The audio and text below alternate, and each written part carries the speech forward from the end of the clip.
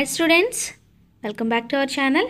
ఈరోజు మనం 7th class science semester 2 text బుక్లో ఉన్న 13th లెసన్ అయినటువంటి వేస్ట్ వాటర్ స్టోరీ అనే లెసన్ గురించి డిస్కస్ చేసుకోబోతున్నాము. ఆల్రెడీ మనం 12 లెసన్స్ అయితే కంప్లీట్ చేసేసుకున్నాము. మీకు ఒకవేళ వీడియోస్ కావాలనుకుంటే ప్లేలిస్ట్లోకి వెళ్ళి ఒకసారి చెక్ చేసుకోండి, అన్నీ మీకు వరుసగా లభిస్తాయి. సో ఇంకా నా ఎక్స్ప్లెనేషన్ ఎవరికైనా నచ్చితే కనుక మీకు యూస్ఫుల్గా అనిపిస్తే ప్లీజ్ సబ్స్క్రైబ్ చేసుకుని లైక్ చేయండి, ఇంకా మీ ఫ్రెండ్స్కి కూడా షేర్ చేయండి. ఇంక మనం లేట్ చేయకుండా లెసన్ అయితే స్టార్ట్ చేసేద్దాము. వేస్ట్ వాటర్ స్టోరీ, ఓకేనా? అంటే ఏదైతే వ్యర్థ నీరు ఉందో దాని యొక్క కథ గురించి మనం ఇప్పుడు తెలుసుకోబోతున్నాము. మనందరం కూడా మన ఇళ్ళల్లో వాటర్ని యూజ్ చేస్తాం అండ్ వాటర్ని మనం మురికిగా చేస్తాం. అయితే మురికి మీరైనా సర్ప్రైజ్ అయ్యారా లేదా? Rich in lather mixed with oil, black brown water that goes down the drains from sinks, showers, toilets, laundries is dirty. It is called waste water. అసలు వేస్ట్ వాటర్ అంటే ఏంటంటే చూడండి, రిచ్ ఇన్ లేదర్ అంటే lather అంటే నురుగు, అలాగే ఆయిల్స్తో కూడా mix అవుతుంది, బ్లాక్ ఇంకా బ్రౌన్ వాటర్ కూడి ఉంటుంది. ఇది మనకి ఎక్కడ పారుతుంది? డ్రైన్స్లో, ఇంకా సింక్స్లో, షవర్స్లో, టాయిలెట్స్లో, లాండ్రీస్లో. ఈ వాటర్నే మనం ఏమంటామంటే ఓకేనా వేస్ట్ వాటర్ అని పిలుస్తాం. ఈ వాటర్ ఏదైతే ఉందో దీన్ని మనము వేస్ట్ చేయకూడదంట, ఓకేనా? యూజ్ చేసిన వాటర్ని మనం వేస్ట్ చేయకూడదు. మనం దాన్ని అందులో ఉన్న పొల్యూటెంట్స్ కలుషితాలని తీసేసి శుభ్రపరచుకోవాలి. మీరు ఎప్పుడైనా సరే ఆలోచించారా? వేస్ట్ వాటర్ ఏదైతే ఉందో అది ప్రవహిస్తుంది కదా డ్రైనేజ్ నుంచి, తర్వాత దానికి ఏమవుతుందనే విషయం. వాటర్ అవర్ లైఫ్ లైన్ గురించి చూద్దాం. క్లీన్ వాటర్ ఏదైతే ఉందో ప్రతి మనిషికి కూడా చాలా అవసరం. అయితే ఒక మైండ్ మ్యాప్ అనేది మనం క్రియేట్ చేసి అసలు ఈ క్లీన్ వాటర్ యొక్క యూజెస్ ఏంటో చూద్దాం. ఇక్కడ కొన్ని ఎగ్జాంపుల్స్ ఇచ్చారు. Clean water put to use, దేనికి ఫస్ట్ డ్రింకింగ్ అని ఇచ్చారు. మీరు రాయండి కుకింగ్, వాషింగ్, క్లీనింగ్, ఇలా రకరకాలు రాస్తూ ఉంటాం, అవునా? అయితే క్లీన్ వాటర్ ఏదైతే ఉందో మనము అన్నిటికీ యూజ్ చేసుకుంటాం, అవునా? కానీ ఇది అన్ని చోట్ల అయితే మనకి అవైలబుల్గా లేదంట. అంతేకాకుండా రిపోర్ట్స్ ఏం చెప్తున్నారంటే 1 బిలియన్ పీపుల్ అంటే 100 కోట్ల మనుషులకి పాపము సరైన శుభ్రమైన డ్రింకింగ్ వాటర్ అనేది దొరకట్లేదు, ఓకేనా? అంటే ఏదైతే మనకి నీటి సరఫరా అనేది జరుగుతుందో, ముఖ్యంగా త్రాగునీరు యొక్క సరఫరా అనేది లేదంట పాపం వాళ్ళకి. దీనివల్ల ఏమవుతుంది, మనకి సరైన డ్రింకింగ్ వాటర్ తాగట్లేదు అనుకోండి, వాటర్లో అదే వాళ్ళు పొల్యూటెడ్ వాటర్ తాగితే చాలా రకాల డిసీజెస్ వస్తాయి, అలాగే చనిపోయే అవకాశాలు కూడా ఉంటాయి. ఇంకా చిల్డ్రన్ ఎవరైతే ఉన్నారో చాలా దూరాల పాటు ఇంకా చిల్డ్రన్ చాలా దూరాల పాటు నడుచుకొని వెళ్ళి క్లీన్ వాటర్ తెచ్చుకోవాల్సిన అవసరం అయితే ఏర్పడింది. నిజం చెప్పండి, మనుషులు ఎవరైతే ఉన్నారో పాపం ఇది ఒక సీరియస్ మ్యాటర్ కాదా? మనందరికీ కూడా నిజంగా ఇది ఒక సీరియస్ మ్యాటర్ అనమాట. సో ప్రతి ఒక్కరికి కూడా త్రాగునీరు అనేది అవసరం. అయితే ఫ్రెష్ వాటర్ అనేది ఏదైతే ఉందో దాని యొక్క కొరత రోజు రోజుకి పెరుగుతూ ఉంది. ముఖ్య కారణాలు ఏంటంటే ఆ కొరత పెరగడానికి పాపులేషన్ గ్రోత్, అంటే మనకి బాగా జనాభా పెరిగిపోతుంది, పొల్యూషన్ కాలుష్యం పెరుగుతుంది, ఇండస్ట్రియల్ డెవలప్మెంట్, ఇండస్ట్రీస్ పెరగడము, అలాగే వాటిని సరిగా వినియోగించుకోవడము, ఇంకా అదర్ ఫ్యాక్టర్స్ అనేసి మనకి చెప్తూ ఉంటారు. అయితే వరల్డ్ వాటర్ డే ఏదైతే ఉందో దాన్ని 22 మార్చ్ 2005 ఏర్పాటు చేశారనమాట. ఎందుకనంటే యాక్చువల్గా అసలు అక్కడ ఏమవుతుంది, అర్జెన్సీ అనేది ఏర్పడింది, సిచ్యువేషన్ అనేది బాగాలేదనమాట, వాటర్ అనేది దొరకట్లేదనే విషయాన్ని గుర్తించి వరల్డ్ వాటర్ డే 22 మార్చ్ 2005 అయితే పెట్టారనమాట. జనరల్ అసెంబ్లీ ఏదైతే ఉంటుందో యునైటెడ్ నేషన్స్కి సంబంధించి అది ఏమని చెప్తుందంటే 2005 నుండి 2015 వరకు కూడా ఏమని డిక్లేర్ చేశారంటే దాన్ని international decade for action on water for life, అంటే జీవనం కోసం నీరు అనే ఒక థీమ్ తీసుకొని మొత్తం 10 సంవత్సరాల కాలాన్ని కూడా ఏం చేసింది, వాటర్ ఫర్ లైఫ్ అని చెప్పేసి డిక్లేర్ చేసేసింది అనమాట, ఓకేనా? చాలా ఎఫర్ట్స్ అయితే ఈ 10 సంవత్సరాల కాలంలో పెట్టారంట, ముఖ్యంగా ప్రజలందరికీ కూడా సేఫ్ డ్రింకింగ్ వాటర్ అనేది దొరకాలని చెప్పేసి. ఇంకా పర్సెప్టిబుల్ ప్రోగ్రెస్ అనేది కూడా మనము చూస్తూ వచ్చామంట, ఓకేనా? కానీ ఇంకా మనం అచీవ్ చేయాల్సిందైతే చాలా ఉంది. Cleaning of water is a process of removing pollutants before it enters a water body or reused.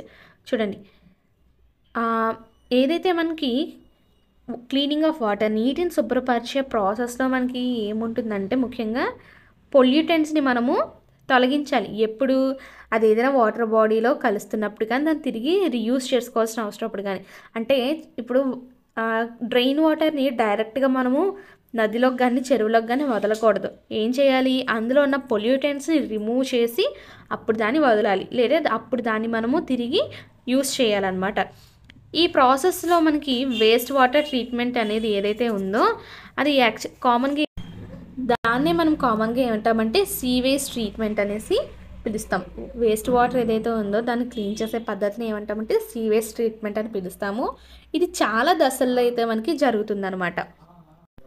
What is sewage అంటే చూద్దాం. మరి సీవేజ్ అంటే ఏంటి అసలు? మురుగు అనమాట, తెలుగులో మనం మురుగు అంటాం. సీవేజ్ అనేది వేస్ట్ వాటర్, ఓకేనా. ఇది ఇళ్ళ నుండి, ఇండస్ట్రీస్ నుంచి, హాస్పిటల్స్ నుంచి, ఇంకా ఆఫీసెస్ నుంచి, ఇంకా అదర్ యూజర్స్ ఎవరైతే ఉంటారో వాళ్ళ దగ్గర నుంచి వస్తూ ఉంటుంది. అంతేకాకుండా ఇందులో మనకి రెయిన్ వాటర్ కూడా ఉంటుందన్నమాట. చూడండి, మనకి వర్షాలు వచ్చినప్పుడు లోతట్టు ప్రాంతాలన్నీ కూడా ఏమవుతాయి, హెవీ రెయిన్స్ అవి వచ్చినప్పుడు మునిగిపోతాయి కదా. సో ఆటోమేటిక్గా దాన్ని యూజ్ చేయడం కావదు కాబట్టి అది కూడా మురిగి నీటిలోకి వస్తుంది. అలాగే రోడ్స్ని క్లీన్ చేసేస్తూ ఉంటుంది ఆ వాటర్ అనేది, అవునా. వర్షం బాగా పడి అది అంతా మునిగిపోయినప్పుడు రోడ్ అనేది వాష్ అయిపోతుంది. ఇంకా రూఫ్ టాప్స్, మన ఇళ్ళ పైకప్పులన్నీ కూడా క్లీన్ అయిపోతాయి కదా, చూసారా. ఈ వాటర్లో ఏమవుతుందంటే మనకి హార్మ్ఫుల్ సబ్స్టెన్సెస్ అనేవి కలిసిపోతాయి అన్నమాట. సో సీవేజ్ అనేది ఏదైతే ఉందో అదొక లిక్విడ్ వేస్ట్గా మనం చెప్పచ్చు. అలాగే మ్యాక్సిమం మనకి ఈ సీవేజ్లో ఏముంటుంది, వాటరే ఉంటుంది. ఇందులో మనకి కొన్ని డిజాల్వ్ అయిపోయినాయి, అంటే వాటర్లో కలిసిపోయిన, అలాగే సస్పెండెడ్ కలవకుండా ఉండిపోయిన ఇంప్యూరిటీస్ అయితే ఉండిపోయాయి అన్నమాట. అర్థమైందా? యాక్టివిటీ 13.2 చూద్దాము. ఏదైనా ఒక ఓపెన్ డ్రైన్ ఉంటుంది కదా మీ ఇంటి దగ్గరలో, అక్కడికి ఒకసారి వెళ్ళి, అది స్కూల్ దగ్గర కానీ లేకపోతే రోడ్ సైడ్ కానీ, అక్కడ ఆ వాటర్ ఫ్లోయింగ్ని ఒకసారి మీరు చూడమంటున్నారు. దాని కలర్, దాని స్మెల్, ఇంకా ఏమైనా అబ్జర్వేషన్స్ తెలిస్తే అవి రాయమంటున్నారు అనమాట. మీ ఫ్రెండ్స్ ఇంకా టీచర్ కలిసి టేబుల్ 13.1ని ఫిల్ చేయండి అంటున్నారు. మనందరికీ తెలుసు సీవేజ్ మురికి ఏదైతే ఉందో అందులో మనకి చాలా రకాల కాంపౌండ్స్ ఉంటాయి. ముఖ్యంగా సస్పెండెడ్ సాలిడ్స్, తేలియాడే పదార్థాలు ఉంటాయి.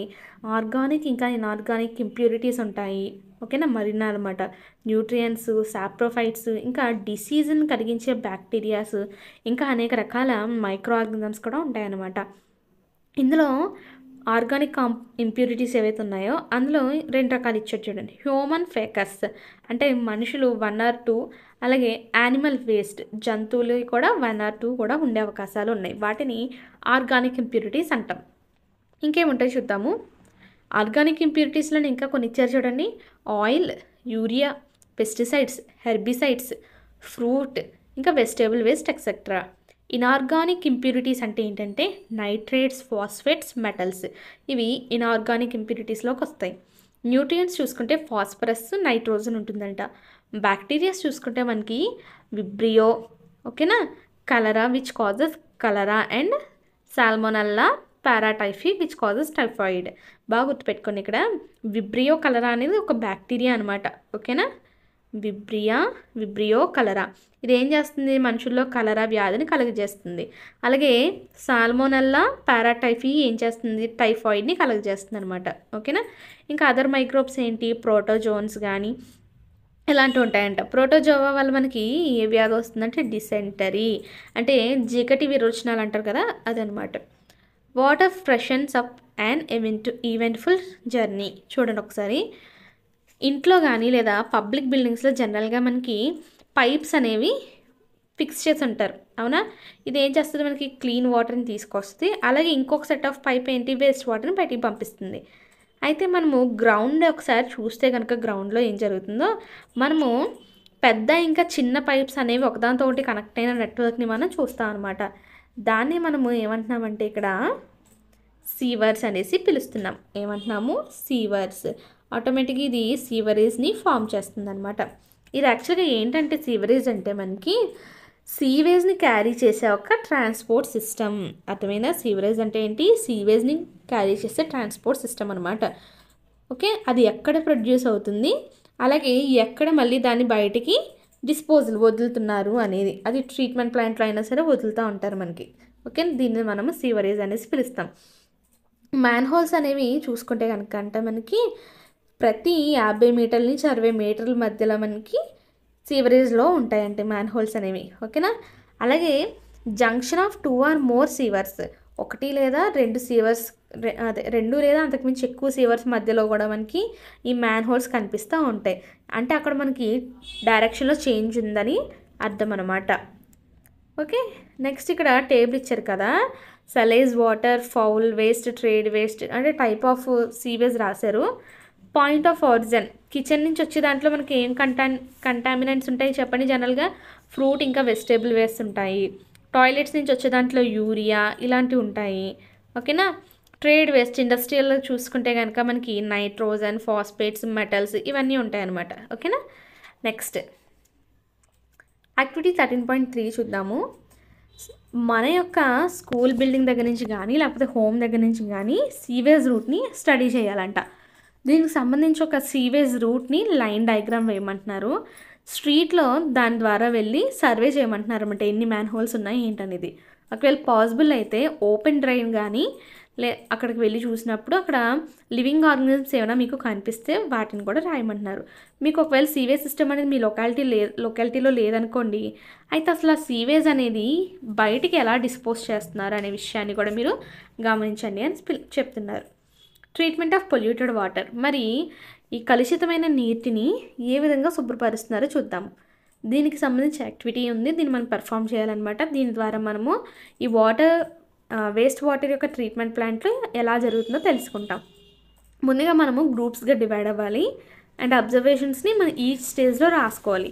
ఫస్ట్ ఏం చేస్తామంటే ఒక గ్లాస్ జార్ని తీసుకోండి, దీన్ని 3/4 ఫుల్ ఆఫ్ వాటర్తో నింపేయాలి. ఓకేనా. అంటే 4 వంతులు 3 వంతులు నీళ్ళతో నింపేసేయండి. ఇప్పుడు ఇందులో మనము చెత్త వేస్తున్నాం, ఆర్గానిక్ మ్యాటర్ ఏదైతే ఉంటుందో.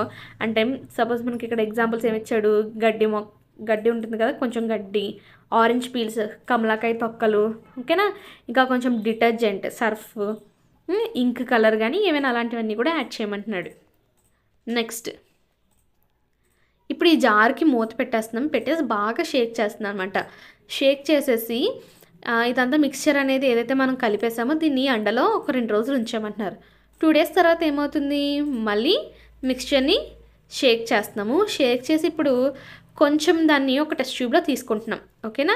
ఈ టెస్ట్ ట్యూబ్కి మనము ఏమని పేరు పెడుతున్నామంటే బిఫోర్ ట్రీట్మెంట్ శాంపుల్ 1 అని చెప్పేసి దాని మీద స్టిక్కర్ చేసేయండి. అండ్ దాని స్మెల్ ఎలా వస్తుందో చెప్పండి. ఇప్పుడు మనము ఎక్వేరియంలో వాడే ఎరేటర్ని తీసుకుంటున్నాం అనమాట. ఓకేనా. ఎందుకంటే ఇందులో ఈ గ్లాస్ జార్లోకి మనం బబుల్ ఎయిర్ని పంపిస్తున్నాం. ఓకే. కొన్ని గంటల పాటు అలా ఎరేషన్ చేయండి. చేసిన తర్వాత రాత్రంతా అలా ఉంచేసేయండి. మీకు దగ్గర ఒకవేళ ఎరేటర్ లేదనుకోండి, దీనికోసం మెకానికల్ స్టిరర్ ఏదైతే ఉంటుందో లేదా మిక్సర్ కానీ తీసుకోవచ్చు. మీరు లేదంటే ఒకవేళ అవి ఏం లేవు మా దగ్గర అనుకుంటే ఒక గరిటె తీసుకుని దాన్ని మీరు చాలాసార్లు తిప్పుతూ ఉన్నా సరిపోతుంది.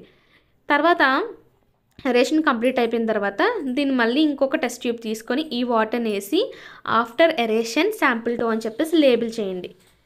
ఇప్పుడు ఒక ఫిల్టర్ పేపర్ తీసుకొని దాన్ని ఫోల్డ్ చేస్తున్నాం అనమాట. కోన్ ఎలా తయారు చేస్తాం మనం అలా తయారు చేసాము. ఇంకా ఈ పేపర్ని మనం ట్యాప్ వాటర్తో తడి చేస్తున్నాం. తడి చేసి దీంట్లో మనము కోన్ అయితే పెడుతున్నాం అనమాట. ఓకేనా. దాన్ని ఏం చేద్దాం, కోన్ ఇన్ ఏ ఫన్నెల్. అంటే ఇప్పుడు ఎలా అంటే ఫస్ట్ మనం ఏం చేస్తాము, ఈ పేపర్ తీసుకున్నాం కదా ఫిల్టర్ పేపర్ని కోన్లా చుట్టేసిన తర్వాత దీన్ని కొంచెము ట్యాప్ వాటర్తో తడిపి గళ్ళ ఉంటుంది కదా ఫన్నెల్, మనం ఏదైనా వడకట్టుకోవడానికి యూజ్ చేస్తాం కదా, వడకట్టే దాంట్లోకి ఈ కోన్తో పేపర్తో తయారు చేసిన కోన్ని పెడుతున్నాం. ఇప్పుడు దీన్ని ఏం చేస్తున్నామంటే మౌంట్ ద ఫన్నెల్ అనే సపోర్ట్, మీరు క్లాసిక్స్లో నేర్చుకున్నట్టుగా దీన్ని కరెక్ట్గా ఒక దాని మీద పెట్టమంటున్నారు. ఇప్పుడు ఈ కోన్లోనే మనం ఏం చేస్తున్నామంటే సపోజ్ ఏదైనా బాటిల్లో పెట్టారనుకోండి మీరు ఈ గల్లాని అంటే ఫన్నెల్ని, అందులో శాండ్ వేయండి, శాండ్ పైన గ్రావెల్ వేయండి. ఓకేనా. తర్వాత మళ్ళీ మీరు మీడియం గ్రావెల్ కూడా వేయచ్చు ఆ ఫన్నెల్లో. యాక్చువల్గా ఫిల్టరేషన్ ప్లాంట్లో మనకి ఫిల్టర్ పేపర్ కానీ శాండ్ కానీ ఇవేం వాడరు, మనం అర్థం చేసుకోవడం కోసం ఇవన్నీ యూజ్ చేస్తున్నాం. ఇంకా ఎరేటెడ్ లిక్విడ్ ఉంది కదా మనకి బీకర్లో, టెస్ట్ ట్యూబ్స్లో వేసింది కాకుండా దాన్ని ఇప్పుడు ఈ గల్లాలోంచి వేరే డబ్బాలోకి వేస్తున్నాం. ఓకేనా. ఫిల్టర్ మీద పడిపోయేటట్టుగా మనం వేయకూడదు, జాగ్రత్తగా వేయాలి. ఫిల్టర్ లిక్విడ్ అనేది క్లియర్గా లేదనుకోండి, దీన్ని చాలాసార్లు ఫిల్టర్ చేస్తూనే ఉండమంటున్నారు, రిపీట్ చేయమంటున్నారు. మనకు క్లియర్ వాటర్ వచ్చేంత వరకు కూడా ఆ గల్లాలో వేసి తీసి అలా చేయమంటున్నారు. ఇప్పుడు మనం ఏదైతే ఫిల్టర్ వాటర్ అనేది వచ్చిందో మనకి దాన్ని థర్డ్ టెస్ట్ ట్యూబ్లో వేసి ఫిల్టర్డ్ శాంపిల్ 3 అని చెప్పేసి రాస్తాం. ఓకేనా, మొత్తం 3 టెస్ట్ ట్యూబ్స్ అనేవి మనకి వచ్చింది. ఇదిగో ఇక్కడ పిక్చర్ చూసారా, అలా అనమాట. ఇప్పుడు ఏం చేస్తున్నామంటే ఇంకొక శాంపుల్ వాటర్ని తీసుకుంటున్నాం అనమాట. ఫిల్టర్ వాటర్ ఉంది కదా, దాన్ని 4th టెస్ట్ ట్యూబ్లో రాస్తున్నాము. ఓకే, 4th టెస్ట్ ట్యూబ్లో వేసేసి రాస్తున్నాం అనమాట. దీంట్లో దానికన్నా ముందు ఏం చేస్తున్నామంటే ఈ ఫిల్టర్డ్ వాటర్లో ఒక క్లోరిన్ ట్యాబ్లెట్ వేస్తున్నాం. వేసి వాటర్ క్లియర్గా వచ్చేంత వరకు బాగా మిక్స్ చేయమంటున్నాడు. ఇప్పుడు దీన్ని ఇప్పుడు శాంపుల్ 4 క్లోరినేటెడ్ అని లేబుల్ చేయండి. మొత్తం 4. ఫస్ట్ది ఏంటి మనకి ఏం చెప్పుకున్నాం, ఫస్ట్ టెస్ట్ ట్యూబ్కి ఏమని పేరు పెట్టాం మనము, before treatment sample 1, second test ట్యూబ్కి ఆఫ్టర్ ఏరియేషన్ శాంపిల్ 2, థర్డ్ దానికి వచ్చేసి ఫిల్టర్డ్ శాంపిల్ 3 అండ్ 4th వచ్చేసి ఏంటి, క్లోరినేటెడ్ శాంపిల్ 4. మీరు జాగ్రత్తగా అబ్జర్వ్ చేశారనుకోండి, ఈ టెస్ట్ ట్యూబ్లో శాంపిల్స్ స్మెల్ చూడండి, టేస్ట్ మాత్రం చేయకండి. ఓకేనా, స్మెల్ చూసిన తర్వాత క్వశ్చన్స్కి ఆన్సర్ చేయమంటున్నాడు. ఓకే, ఏం చేంజెస్ మీరు అబ్జర్వ్ చేశారు? ఓకేనా, ఎరేషన్ చేసిన తర్వాత లిక్విడ్ యొక్క అపియరెన్స్ ఎలా ఉంది, ఎరేషన్ చేయడం వల్ల స్మెల్ మారిందా, శాండ్ ఫిల్టర్ వాటర్ ఈ వేటిని రిమూవ్ చేశాయి, అలాగే క్లోరిన్ ఏం రిమూవ్ చేసింది, కలర్ రిమూవ్ చేసిందా లేదా, ఇంకా స్మెల్ని కూడా రిమూవ్ చేసిందా లేదా. ఓకేనా, ముందు కన్నా చెత్త స్మెల్ వస్తుందా, బాగుందా ఇప్పుడు అనేది విషయాలు రాయమంటున్నారు. మీరు వన్స్ ఈ ఎక్స్పెరిమెంట్ అనేది చేస్తే మీకు క్లియర్గా అర్థమవుతుంది. వేస్ట్ వాటర్ ట్రీట్మెంట్ ప్లాంట్ గురించి చూద్దాం. వేస్ట్ వాటర్లో మనకి దాన్ని ట్రీట్మెంట్ చేసేటప్పుడు ఫిజికల్గా కెమికల్గా ఇంకా బయలాజికల్ ప్రాసెసెస్ అన్నీ కూడా ఇన్వాల్వ్ అయ్యి ఉంటాయి అన్నమాట. ఇవి ఏం చేస్తాయంటే అందులో ఉన్నటువంటి ఫిజికల్ కెమికల్ ఇంకా బయలాజికల్ మ్యాటర్ మొత్తాన్ని కూడా తొలగిస్తాయి అన్నమాట. ఈ ఫిజికల్ కెమికల్ బయలాజికల్ మ్యాటర్ ఏం చేస్తుంది, వేస్ట్ వాటర్ని మలినం చేసేస్తుంది. అర్థమైందా? వేస్ట్ వాటర్ని ఫస్ట్ ఏం చేస్తారంటే మనకి బాగా గుర్తుపెట్టుకోండి, ఇవన్నీ కూడా మనకి సెవరల్ స్టేజెస్ అనుకున్నాం కదా. వేస్ట్ వాటర్ని ముందుగా మనకి బార్ స్క్రీన్స్లోకి పంపిస్తారు. ఓకేనా, అలాగే ఈ బార్ స్క్రీన్స్లోకి పంపించడం వల్ల ఏమవుతుంది, పెద్ద పెద్ద racks, sticks, cans, plastic packets, napkins ఇవన్నీ కూడా తొలగిపోతాయి అనమాట. అంటే ఇప్పుడు దువ్వెనలో చిక్కుకున్నప్పుడు ఎలా అయితే మనకి బయటకు వచ్చేస్తాయి అదర్ పార్టికల్స్, ఆ విధంగా అనమాట బార్ స్కాన్స్లోకి పంపిస్తారు. సెకండ్ స్టేజ్ చూసుకుంటే వాటర్ అనేది ఇప్పుడు ఒక గ్రిట్లోకి పంపిస్తారనమాట. ఇక్కడ ఏమవుతుందంటే మనకి ఇందులో ఉన్నటువంటి శాండ్ రిమూవల్ ట్యాంక్లోకి కూడా పంపిస్తారు. ఓకేనా, ఇక్కడ ఇన్కమింగ్ వేస్ట్ వాటర్, వచ్చే వేస్ట్ వాటర్ ఏదైతే ఉందో దాని యొక్క స్పీడ్ని తగ్గించి మనకి శాండ్, గ్రిట్ ఇంకా పెబ్బల్స్ ఏవైతే ఉన్నాయో అవన్నీ కూడా అక్కడ ఉండిపోతాయి. అంటే ఇసుక కానీ రాళ్ళు కానీ అవన్నీ కూడా అక్కడ ఉండిపోతాయి. ఇక్కడ గ్రిట్ అంటే దుమ్ము. ఓకేనా, నెక్స్ట్ థర్డ్ స్టేజ్ చూసుకుంటే చూడండి, ఫస్ట్ స్టేజ్లో ఏం చేస్తారు, మనకి బార్ స్క్రీన్స్లోకి పంపించారు. సెకండ్ స్టేజ్లో వచ్చేసి grit and sand removal tank పంపించారు. థర్డ్ స్టేజ్ చూసుకుంటే వాటర్ని ఇప్పుడు ఒక పెద్ద ట్యాంక్లో వేసేసి కదపకుండా అలాగే వదిలేస్తారనమాట. ఓకేనా, అలాగే అది లోపల మిడిల్లో ఎలా ఉంటుంది, కొంచెం వాలుగా ఉంటుంది అన్నమాట, స్లోప్ కలిగి ఉంటుంది. ఏవైతే మనకి సాలిడ్స్ ఉన్నాయో అంటే ఫేకస్ అవన్నీ కూడా మనకి కింద ఉండిపోతాయి అనమాట. మీరు సపోజ్ వాటర్లో ఏమైనా వేసేసి మిక్స్ చేసుకుని రోజు అలా వదిలేసారనుకోండి, అన్నీ కిందకు వచ్చేస్తాయి కదా. ఇవన్నీ కిందకు వచ్చేసిన తర్వాత ఏం చేస్తారో తెలుసా, ఆర్ రిమూవ్డ్ విత్ ఏ స్క్రాపర్ను ఉపయోగించి వాటిని మొత్తం తొలగించేస్తారనమాట. ఫేకస్ అవన్నిటిని కూడా స్క్రాపర్తో రిమూవ్ చేసేస్తారనమాట. దీన్నే మనము స్లడ్జ్ అని పిలుస్తాం. ఇప్పుడు స్కిమ్మర్ ఏదైతే ఉంటుందో స్కిమ్మర్ ఏం చేస్తుంది, పైకి తేలిపోతే చూసారా సాలిడ్స్, వాటన్నిటిని అంటే ఆయిల్ కానీ గ్రీస్ కానీ వాటిని స్కిమ్మర్తో రిమూవ్ చేసేస్తారు. వాటర్ అనేది చాలా క్లియర్గా ఉంటుందన్నమాట ఈ స్టేజ్లో. దీన్నే మనం ఏమంటామంటే క్లారిఫైడ్ వాటర్ అనేసి పిలుస్తాం. 13.5లో ఉన్నది వచ్చేసి మనకి క్లారిఫైడ్ వాటర్. నెక్స్ట్ స్లడ్జ్ ఏదైతే ఉందో ఇప్పుడు మనకి ఆ స్లడ్జ్ని ఒక సెపరేట్ ట్యాంక్లో వేసేస్తారనమాట. వేసేసి దీన్ని డికంపోజ్ చేసేస్తారు. దేంతో అంటే అనారోబిక్ బ్యాక్టీరియా ఏదైతే ఉందో ఆ బ్యాక్టీరియా ద్వారా డికంపోజ్ చేస్తారు. దీని ద్వారా మనకి ఏం ప్రొడ్యూస్ అవుతుందో తెలుసా, బయోగ్యాస్ అనేది ప్రొడ్యూస్ అవుతుంది. దీన్ని మనం ఫ్యూయల్గా వాడచ్చు, ఎలక్ట్రిసిటీని ప్రొడ్యూస్ చేయడానికి కూడా మనం వాడచ్చు అనమాట. ఇప్పుడు మనకి క్లారిఫైడ్ వాటర్ వస్తుంది కదా, అంటే ఫేకస్ తొలగించేసిన వాటర్ ఇంకా పైన ఉన్న సాలిడ్ పార్టికల్స్ అంటే ఆయిల్ గ్రీజ్ అన్నీ రిమూవ్ చేసేసిన క్లారిఫైడ్ వాటర్ని చూసారా. దీన్ని ఏం చేస్తారంటే ఎయిర్ అనేది క్లారిఫైడ్ వాటర్లోకి పంపించి ఏరోబిక్ బ్యాక్టీరియా అనేది పెరిగేటట్టుగా చేస్తారనమాట. బ్యాక్టీరియా ఏం చేస్తుందంటే హ్యూమన్ వేస్ట్ కానీ, ఫుడ్ వేస్ట్ కానీ, సోప్స్ కానీ, ఇంకా అన్వాంటెడ్ మ్యాటర్ ఏవైతే ఉన్నాయో వాటన్నిటినీ కూడా క్లారిఫైడ్ వాటర్లో ఉంటాయి. అవునా, ఆ ఉన్న వాటిని మొత్తం కూడా ఈ బ్యాక్టీరియా ఏం చేస్తుంది, తినేస్తుంది అనమాట. ఇదిగో ఇది ఎరేటర్ అనమాట. ఓకేనా. నెక్స్ట్ అలా కొన్ని గంటల పాటు వాటర్ని ఏం చేస్తారు, కదల్చకుండా ఉంచేస్తారనమాట. మైక్రోబ్స్ అన్నీ కూడా మనకి ట్యాంక్లో కింద ఉండిపోతాయి. అలాగే యాక్టివేటెడ్ స్లడ్జ్గా కనిపిస్తుంది అనమాట మనకి. ఓకే. అయితే మనకి బ్యాక్టీరియా అనేది యాక్టివేటెడ్ స్లడ్జ్గా కింద ఉండిపోయిందో ఆ పైన ఉన్న వాటర్ని మొత్తం కూడా ఏం చేస్తారంటే తొలగించేస్తారనమాట. ఇప్పుడు యాక్టివేటెడ్ స్లడ్జ్ ఏదైతే ఉందో మనకి 97% ఏముంటుందంటే ఓన్లీ వాటరే ఉంటుంది. 97% యాక్టివేటెడ్ స్లడ్జ్లో వాటరే ఉంటుంది. ఇప్పుడు ఈ వాటర్ని మనము ఏం చేస్తారంటే శాండ్ డ్రైయింగ్ బెడ్స్ లేదా మిషన్స్లో ద్వారా రిమూవ్ చేస్తారంట. డ్రైడ్ స్లడ్జ్ ఏదైతే ఉందో దీన్ని మనకి మాన్యూర్ ఎరువుగా, ఇంకా రిటర్నింగ్ ఆర్గానిక్ మ్యాటర్ న్యూట్రియంట్స్గా సాయిల్లో వేసేస్తారనమాట. ట్రీటెడ్ వాటర్ ఏదైతే ఉందో దీంట్లో మనకి చాలా చాలా తక్కువ ఆర్గానిక్ మ్యాటర్ ఉంటుంది. అలాగే సస్పెండెడ్ మ్యాటర్ కూడా చాలా తక్కువ ఉంటుంది. దీన్ని ఇప్పుడు సముద్రంలో లేదా నదిలో లేదా గ్రౌండ్లో కలుపుతారనమాట. నేచర్ ఏం చేస్తుంది, ఫర్దర్గా దానికి అదే శుభ్రపరుస్తుంది అన్నమాట నీటిని. ఇంకా కొన్ని సందర్భాల్లో మనకి ఈ డిస్ఇన్ఫెక్ట్ వాటర్ ఏదైతే ఉందో దాన్ని కెమికల్స్ ఏవైతే ఉన్నాయో క్లోరిన్, ఓజోన్తో కలపాలన్నమాట మనం డిస్ట్రిబ్యూట్ సిస్టంలోకి బయటికి పంపించే ముందు. అయితే ఒక యాక్టివ్ సిటిజన్గా మనము ఎలా అవ్వాలో చూద్దాం. వేస్ట్ జనరేషన్ అనేది హ్యూమన్ యాక్టివిటీలో ఒక న్యాచురల్ పార్ట్. కానీ మనం దాన్ని ఏం చేయొచ్చు, లిమిట్ చేసుకోవాలి. అర్థమైందా? We have to limit the type of waste and quantity of waste produced. చెత్త అనేది ఎక్కువ ప్రొడ్యూస్ అవ్వకుండా మనం జాగ్రత్త పడాలన్నమాట. అంతేకాకుండా మనము ఒక్కొక్కసారి ఏమవుతాము, అఫెన్సివ్ స్మెల్ అనేది ఏదైతే వస్తుందో దానివల్ల మనము తిరిగి వెనక ఇబ్బంది పడుతూ ఉంటాం. ఓకేనా. ఓపెన్ డ్రైన్స్ చూసినప్పుడు కూడా మనకి చాలా అసహ్యంగా కనిపిస్తూ ఉంటాయి. సిచ్యువేషన్ అనేది వర్షాకాలంలో మరింత ఘోరంగా ఉంటుందన్నమాట. అంతేకాకుండా ఆ మురిగ్గా ఉన్న వాటిలోంచి మనం నడాల్సి వస్తూ ఉంటుంది రోడ్లపైన. అది కూడా ముఖ్యంగా ఎక్కడైతే అపరిశుభ్రంగా ఉంటారో, అలాగే అసలు శానిటరీ సిస్టమ్ అనేది పాడవకుండా ఉంటుందో అక్కడ అస్సలు మనకి చాలా ఇబ్బందులు వస్తూ ఉంటాయి. ఫ్లైస్ అంటే ఈగలు, దోమలు, ఇంకా ఇన్సెక్ట్స్ అన్నీ కూడా అక్కడే పెరుగుతూ ఉంటాయి అన్నమాట. వీటి వల్ల మనకి లేనిపోని డిసీజెస్ అన్నీ కూడా వస్తాయి. మనము ఒక మంచి సిటిజన్గా ఖచ్చితంగా ఉండాలి. సో దానికోసం మన ఏ చోటైతే ఇలాంటి పరిస్థితులు చూసామో మనం అక్కడ మన దగ్గరలో ఉన్న మున్సిపాలిటీకి కానీ గ్రామ పంచాయతీకి కానీ అప్రోచ్ అవ్వాలి. ఓపెన్ డ్రైన్స్ని ఏం చేయొచ్చు, కవర్ చేయమని మనం వాళ్ళకి కోరుకోవచ్చు. అంతేకాకుండా సీవేజ్ ఏదైనా ఒకవేళ పర్టికులర్ హౌస్ నుంచి నైబర్హుడ్ని డర్టీగా చేస్తున్నారు అనుకోండి, మనం ఉన్న వాతావరణాన్ని వాళ్ళ ఇంటి నుంచి వచ్చే కాలువని నాశనం చేస్తుంది అనుకోండి, ఏం చేయాలి, మనం వాళ్ళకి రిక్వెస్ట్ చేయాలన్నమాట. అదర్స్ హెల్త్ గురించి కూడా ఆలోచించండి అని చెప్పేసి. ఓకేనా. నెక్స్ట్ అయితే ఇక్కడ చిన్న పార్ట్ మనం మిస్ చేసాం కదా.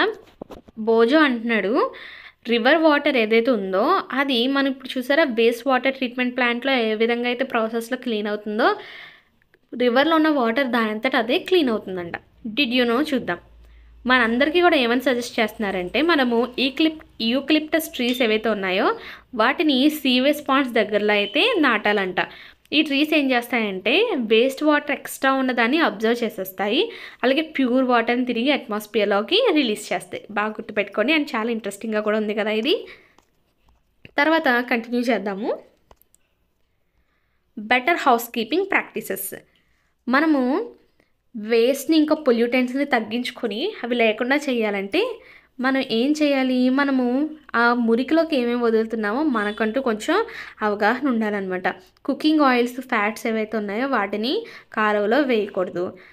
ఇలా చేయడం వల్ల ఏమవుతుందంటే పైప్స్ అనేవి గట్టిపడిపోయి పైప్స్ బ్లాక్ అయిపోతాయి. ఇంకా ఓపెన్ డ్రైన్స్ ఏవైతే ఉన్నాయో అక్కడ మనకి ఫ్యాట్స్ ఏం చేస్తాయంటే క్లాక్ చేసేస్తాయి సాయిల్ పోర్స్ని. దానివల్ల మనకి ఫిల్టరింగ్ అనేది జరగదనమాట వాటర్ సరిగ్గా. ఆయిల్స్ని, ఫ్యాట్స్ని మనం ఎందులో వేయాలంటే ఇప్పుడు కూడా డస్ట్బిన్స్లోనే వేయాలి.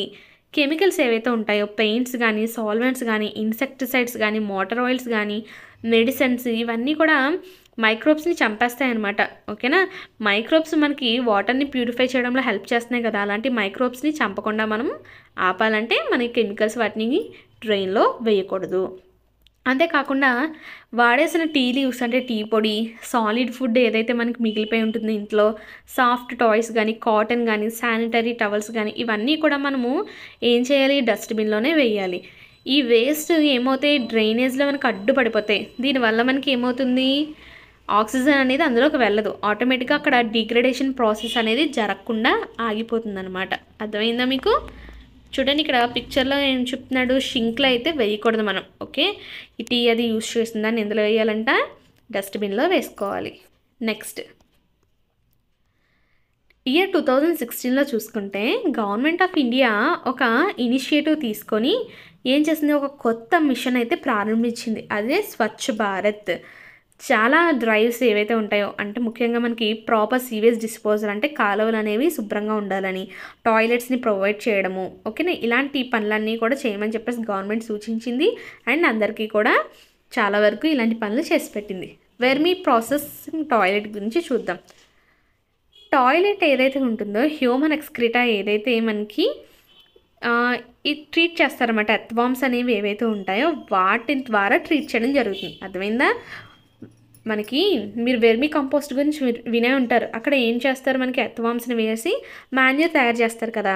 ఇక్కడ వెర్మీ ప్రాసెసింగ్ టాయిలెట్లో ఏం చేస్తారంటే హ్యూమన్ ఎక్స్క్రీటాని అక్కడ ఎర్త్వామ్స్ని వేయడం ద్వారా డిజైన్ చేశారనమాట. ఓకేనా, ఇది చాలా బాగుందంట, మంచి ఐడియా అని చెప్తున్నారు. దీనివల్ల మనకి ఏమవుతుందంటే వాటర్ యూజ్ అనేది టాయిలెట్లో తగ్గుతుందంట. అంతేకాకుండా మనకి హ్యూమన్ వేస్ట్ అనేది సేఫ్గా ప్రాసెసింగ్ అయితే జరుగుతుందంట. అయితే ఈ టాయిలెట్ని వాడడం చాలా సింపుల్, ఇంకా చాలా శుభ్రంగా కూడా ఉంటుందంట. హ్యూమన్ ఎక్స్క్రీటా ఏదైతే ఉందో కంప్లీట్గా ఎలా మారుతుందంటే తెలుసా, వెర్మీ కేక్స్గా తయారు చేస్తారు. ఇది ఏమవుతుందంటే సాయిల్కి చాలా అవసరం అనమాట. శానిటేషన్ అండ్ డిసీజ్ గురించి చూద్దాము. సరైన శుభ్రత లేదనుకోండి, అలాగే వాటర్ అనేది పూర్తిగా కంటామినేటెడ్, కలుషితంగా ఉందనుకోండి, చాలా రకాల డిసీజెస్కి దారితీస్తుంది. మన దేశంలో చూసుకుంటే కనుక చాలా మంది ప్రజలు ఇప్పటికీ కూడా ఏం చేస్తున్నారు, సరైన సెవరేజ్ ఫెసిలిటీస్ లేకపోవడం వల్ల ఇబ్బందులు పడతారు. అంటే కాలువలు అనేవి లేవు. మరి వీళ్ళు ఏం చేయాల్సిన పరిస్థితి అంటే, చాలా పెద్ద ఎత్తున ప్రజలు ఎవరైతే ఉన్నారో వాళ్ళు ఏం చేస్తారంటే ఓపెన్ ఏరియాస్లో, ముఖ్యంగా రివర్ బెడ్స్ దగ్గర, రైల్వే ట్రాక్స్ దగ్గర, ఇంకా పొలాల దగ్గర, ఓకేనా, డైరెక్ట్గా ఏం చేస్తారు, వాటర్లో కూడా ఒక్కొక్కసారి ఇలాంటి పనుల్లో వీళ్ళు ఏం చేస్తారు, డిఫికేట్ చేస్తున్నారు. 1 కానీ 2 కానీ డైరెక్ట్గా రిలీజ్ చేయడం జరుగుతుంది. ఇక్కడ మనం ఏదైతే హ్యూమన్ ఎక్స్క్రీటా మనం అన్ట్రీటెడ్గా ఉంచేసామో అది హెల్త్ హజార్డ్స్కి దారితీస్తుంది అనమాట. దీనివల్ల వాటర్ పొల్యూషన్ జరుగుతుంది, సాయిల్ పొల్యూషన్ కూడా జరుగుతుంది. Both surface water, ground water కూడా మనకి ఏమవుతుంది, పొల్యూట్ అయిపోతుంది. ఓకేనా, గ్రౌండ్ వాటర్ అనేది మనకి వాటర్ సోర్స్ మనందరికీ తెలుసు. మనకి బావులు, అలాగే బోరు బావులు, ఇంకా స్ప్రింగ్స్, రివర్స్ అన్నీ కూడా రావడానికి, అందులో వాటర్ రావడానికి గ్రౌండ్ వాటర్ చాలా హెల్ప్ చేస్తుంది. అంతేకాకుండా మనం సపోజ్ ఇలాంటి పనులు చేసామనుకోండి, ఏమవుతుంది, నీటిలోంచి మనకి రకరకాల డిసీజెస్ వస్తాయి. అందులో కలరా, టైఫాయిడ్, పోలియో, ఓకేనా, మెనింగిటిస్, హెపటైటిస్, ఇంకా డిసెంట్రీ, ఇలాంటి రకరకాల వ్యాధులకి కారణమవుతుందంట. ఓకేనా, అయితే బోజో తెలుసుకోవాలనుకుంటున్నాడు, మరి ఏరోప్లేన్లో కూడా సీవేజ్ అనేది ఉంటుంది కదా, అది బయటికి ఎలా డిస్పోజ్ చేస్తారు అని చెప్పేసి. Alternative arrangement for sewage disposal అనేది చూద్దాం ఒకసారి. శానిటేషన్ అనేది బాగా ఇంప్రూవ్ చేయడం కోసము లో కాస్ట్లో ఆన్సైట్ సీవేజ్ డిస్పోజల్ సిస్టమ్స్ అనేవి ఎంకరేజ్ చేస్తున్నారంట. ఎగ్జాంపుల్స్ ఏంటంటే septic tanks, chemical toilets, composing pits, ఇవన్నీ కూడా మనకి యూజ్ చేయడం స్టార్ట్ చేశారు. సెప్టిక్ ట్యాంక్స్ అనేవి ఎలాంటి ప్లేసెస్లో ఉపయోగపడతాయంటే సీవరేజ్ సిస్టమ్ అనేది లేనప్పుడు యూజ్ అవుతుంది. ముఖ్యంగా హాస్పిటల్స్ కానీ, లేకపోతే ఐసోలేటెడ్ బిల్డింగ్స్ కానీ, లేకపోతే 4 నుంచి 5 బిల్డింగ్స్ ఉన్న హౌసెస్ ఉన్న క్లస్టర్స్ కానీ యూజ్ అవుతుంది. ఇంకా కొన్ని ఆర్గనైజేషన్స్ ఏం చేస్తున్నాయంటే ఆన్సైట్ హ్యూమన్ వేస్ట్ డిస్పోజల్ టెక్నాలజీని ఉపయోగిస్తున్నాయి అనమాట. ఈ టాయిలెట్స్కి స్కావెంజింగ్ అవసరం లేదనమాట. ఇక్కడ టాయిలెట్ సీట్స్లో నుంచి వచ్చే ఎక్స్క్రీటా ఏదైతే ఉందో అది డ్రైన్స్ నుంచి ప్రవహించి డైరెక్ట్గా ఎక్కడికి వెళ్తుంది, బయోగ్యాస్ ప్లాంట్కి వెళ్తుంది. ఈ బయోగ్యాస్ని మనము ఒక ఎనర్జీ సోర్స్గా వాడుకోవచ్చు. Sanitation at public places. మరి పబ్లిక్ ప్లేసెస్లో శానిటేషన్ ఎలా ఉందో చూద్దాం.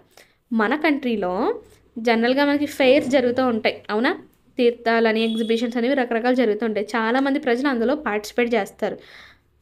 అదేవిధంగా మనకి రైల్వే స్టేషన్స్లో, బస్ డిపోస్లో, ఎయిర్పోర్ట్స్లో, హాస్పిటల్స్లో కూడా ఇవన్నీ కూడా చాలా బిజీ ప్లేసెస్. చాలామంది, వేల మంది ప్రజలు డైలీ వెళ్ళి వస్తూ ఉంటారు.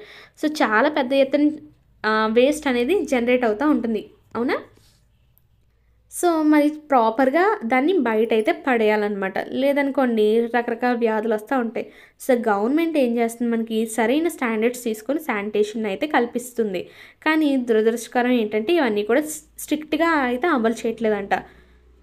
అంతేకాకుండా మనందరం కూడా కంట్రిబ్యూట్ చేయొచ్చంట శానిటేషన్ అనేది పబ్లిక్ ప్లేసెస్లో ఉండడానికి. మనము ఎక్కడ పడితే అక్కడ చెత్త వేయకూడదు. ఒకవేళ డస్ట్‌బిన్ లేదనుకోండి, మనం ఏం చేయాలి, ఆ చెత్తని మనతో పాటు తీసుకొచ్చి మన ఇంట్లో ఉన్న డస్ట్‌బిన్‌లో వేసుకోవాలి. ఓకేనా? కన్క్లూజన్ చూద్దాం. మనమందరం కూడా మనందరిది బాధ్యత అనమాట మన ఎన్విరాన్మెంట్‌ని మనం క్లీన్‌గా ఇంకా హెల్తీగా ఉంచుకోవడానికి. మీరందరూ కూడా ఈ పాటికి రియలైజ్ అయ్యి ఉంటారు. మన యొక్క రెస్పాన్సిబిలిటీ అనేది చాలా ఉందనమాట. మనం ఈ వాటర్ సోర్సెస్‌ని చాలా జాగ్రత్తగా హెల్తీ స్టేట్‌లో ఉంచడానికి. సో, గుడ్ శానిటైజేషన్ ప్రాక్టీసెస్‌ని మనం అడాప్ట్ చేసుకున్నామనుకోండి చాలా మంచిది. అంతేకాకుండా మనందరం ఏం చేయాలంటే ప్రతి ఒక్కరూ కూడా స్టార్ట్ చేయాలి ఇప్పుడే. మీరు వేసే ఒక్క అడుగు చాలా పెద్ద డిఫరెన్స్‌నైతే తీసుకొస్తుంది. అంతేకాకుండా అదర్స్‌ని కూడా మీ యొక్క ఎనర్జీ ఇంకా ఐడియాస్‌తో, ఆప్టిమిజంతో మీరు ఇన్‌ఫ్లుయెన్స్ చేయాలి, ప్రభావితం చేయాలి.